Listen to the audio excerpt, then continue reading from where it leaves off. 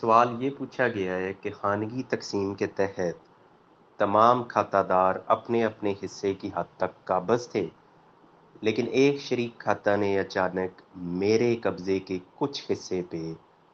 قبضہ کر لیا ہے، تو میں وہ قبضہ کیسے واپس لے سکتا ہوں؟ تو جناب آپ کے پاس قانون میں دو آپشنز موجود ہیں۔ پہلی تو یہ ہے کہ آپ سیکشن 9 ہے اسپیسیفک ریلیف ایکٹ، اس کے تحت عدالت میں جائیں گے کہ میرا قبضہ تھا یہاں، مجھے زبردستی وہاں سے نکال دیا گیا ہے، میرا قبضہ مجھے واپس دلایا جائے۔ اب اس میں عدالت نے مین یہی چیک کرنا ہوتا ہے کہ آیا پچھلے 6 ماہ میں آپ کا یہاں قبضہ تھا۔ اگر یہ ثابت ہو جائے کہ آپ کا قبضہ تھا تو عدالت آپ کو وہ قبضہ واپس دلوائے گی۔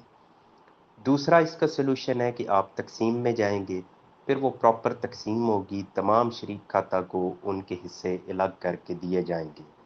جو خانگی تقسیم ہے اس کا مسئلہ یہ ہوتا ہے کہ اس کو ثابت کرنا مشکل ہو جاتا ہے، لوگوں نے اس کا اندراج کرایا نہیں ہوتا، حالانکہ لوگ اسی کے تحت اپنے اپنے حصوں میں بیٹھے ہوتے ہیں، لیکن کیونکہ کوئی ثبوت نہیں ہوتا، پھر جب یہ ثابت نہیں ہو سکتی تو پھر عدالت اپنی تقسیم کرتی ہے اور ہر ایک کو ایک نئے سرے سے اس کا حصہ الگ کر کے دیا جاتا ہے۔ ایک دوسرا سوال بھائی یہ پوچھتے ہیں کہ وصیت کیا مکمل پراپرٹی کی جا سکتی ہے وائف کے حق میں؟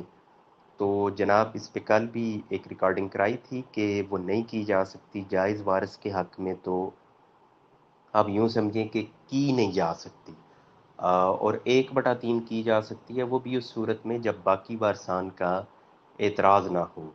اور سیکنڈ پورشن ان کا یہ تھا کہ ڈیتھ بیڈ کے اوپر اگر کوئی بندہ کرتا ہے ہبہ، گفٹ کرتا ہے، تو اس کی کیا حیثیت ہے؟ تو اس میں قانون واضح ہے کہ مرض الموت، یعنی ایسا مرض جب کسی کو لاحق ہے کہ اس کی موت یقینی ہے اور بالکل ایمیننٹ ہے، کہ لگتا ہے کہ کسی بھی وقت اس کی ڈیتھ ہو جائے گی، تو ایسی صورت میں پھر کیا گیا جو گفٹ ہے اس کی ویلیو نہیں رہتی، اس کو ایکسیپٹ نہیں کیا جاتا۔ اور اس میں وہ یہ بھی کہہ رہے ہیں کہ ان کے پاس ایویڈنس ہے کہ یہ گفٹ کیا گیا ہے، لیکن وہی بات کہ وہ جس حالت میں کیا گیا ہے تو اس حالت میں پھر اس کو تسلیم نہیں کیا جاتا۔